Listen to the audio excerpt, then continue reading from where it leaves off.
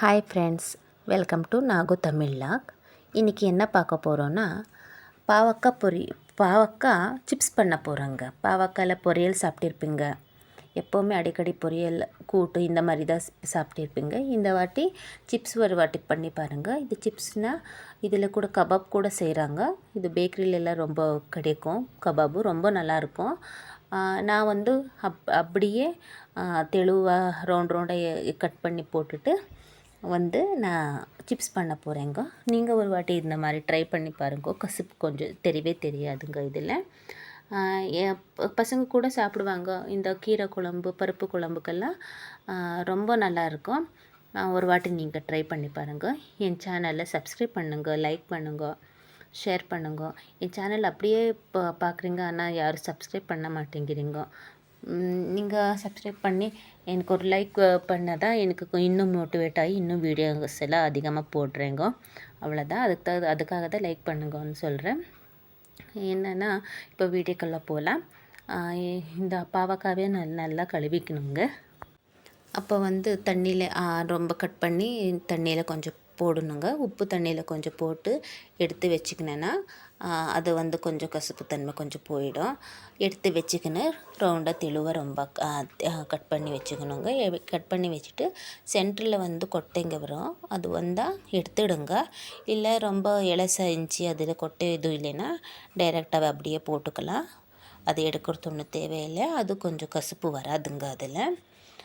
அப்புறமா இது டைரெக்ட் ரொம்ப இதாக இருக்கும் இல்லையா, பச்சை ஆயில் போடுறதுனால ரொம்ப ஆயில் சடனாக போட்ட உடனே ஆயில் மேலே இதுக்கு மாதிரி வருங்க. கொஞ்சம் தூரமாக நின்று நிதானமாக போடுங்க. ஒரு பேட்சாக எடுத்து போட்டுக்கலாம். கொஞ்சம் கொஞ்சமாக பொரித்து எடுத்து வச்சுக்கலாங்க. எடுத்து வச்சுக்கணும். இது எங்கள் பசங்க சாயந்தரம் ஸ்கூல்லேருந்து வந்தப்போ கூட ஸ்நாக்ஸாக கேட்குறாங்க. ஒரு வாட்டி இது பண்ணியிருக்கேன்னு. எப்போவுமே எதேதோ பொட்டேட்டோ இதோ பண்ணி கொடுப்பேன். அப்புறமா இந்த சக்கிலி இந்த மாதிரி ஒன்றா செஞ்சு கொடுப்பேன். பாவக்காய் கூட செய்கிறேன். ஏன்னா அது கூட சாப்பிடணும், அது கூட உடம்புக்கு நல்லதுன்னு இது கூட சாப்பிட்றதுக்கு செஞ்சு கொடுப்பேங்க. நீங்கள் ஒரு வாட்டி செஞ்சு பசங்க கொடுங்க. வேணான்னு மட்டும் சொல்லவே மாட்டாங்க. ரொம்ப நல்லாயிருக்கும். எல்லாம் செஞ்சு பொரித்து எடுத்த உடனே இதுக்கு கொஞ்சம் சால்ட்டு போடணும். கொஞ்சம் மிளகாத்தூள், அப்புறமா கரம் மசாலா பவுடர், இந்த மூணையும் கொஞ்சம் சேர்த்துக்கணுங்க. நல்லா சேர்த்து நல்லா கலந்து விட்டுக்கணும். ரொம்ப நல்லா கலந்து விட்டுட்டு சாப்பிட்டு பாருங்கள். ரொம்ப நல்லாயிருக்கும். என் பொண்ணு தான் இப்போ டேஸ்ட் பண்ணி பார்த்துன்னு இருக்கேன். அவள் தான் கொஞ்சம் மிளகாத்தூள் உப்பெல்லாம் போடுறா. அவளுக்கு ரொம்ப பிடிக்கும் இது. ஆனால் எண்ணெயில் அடிக்கடி பொரிச்ச ஆயிலே பொரிக்காதீங்க. ஏன்னா அந்த ஆயில் சப்பாத்திக்கோ தோசைக்கோ போட்டுடுங்க. ஆயிலே க்ரீனிஷ் ஆயிடுச்சு. நீங்களே பார்த்துருக்கலாம். அத்தை எடுக்கும்போது அவ்வளோ க்ரீனாக வந்துச்சு. அது சப்பாத்தி இல்லை தோசை அந்த மாரி போட்டுக்குங்க. அடிக்கடி அதே சூடு பண்ணாதீங்க.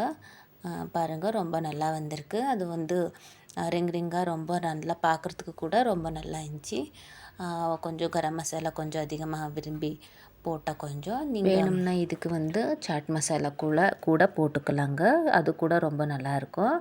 ஆனால் சாட் மசாலா எல்லாம் போட்டு சாப்பிட்றது இருந்தால் அது செப்ரேட்டாக சிப்ஸ் மாதிரியே சாப்பிடுங்க.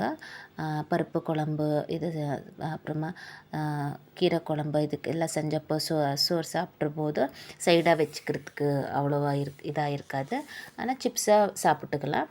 இல்லை நாங்கள் சால்ட் போட்டு மிளகா போட்டு கரம் மசாலா போட்டு இருந்தால் பருப்பு சாதத்துக்கு, கீரை குழம்பு இந்த மாதிரி சாதத்துக்கெல்லாம் சைடில் வச்சுக்கினே சாப்பிடலாம். அவ்வளோ நல்லாயிருக்கும். நீங்கள் ஒரு வாட்டி ட்ரை பண்ணி எப்படி இருக்குதுன்னு கமெண்ட் பண்ணுங்கள். இது பார்க்க கொஞ்சம் கருப்பாக இருக்கேன்னு நினச்சிக்காதீங்க. இது இப்படி தான் இருக்கும். ஆனால் இந்த கலரில் எடுத்தால் தான் அது ரொம்ப கிறிஸ்பியாக ரொம்ப நல்லா சாப்பிட்றதுக்கு நல்லா இருக்கும். க்ரீனாக எடுத்தால் கொஞ்சம் கடிக்கும்போது ஸ்மூத்தாக கிடைக்குங்க.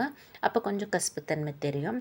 இந்த கலரில் எடுத்தால் தான் அது ரொம்ப நல்லாயிருக்கும்.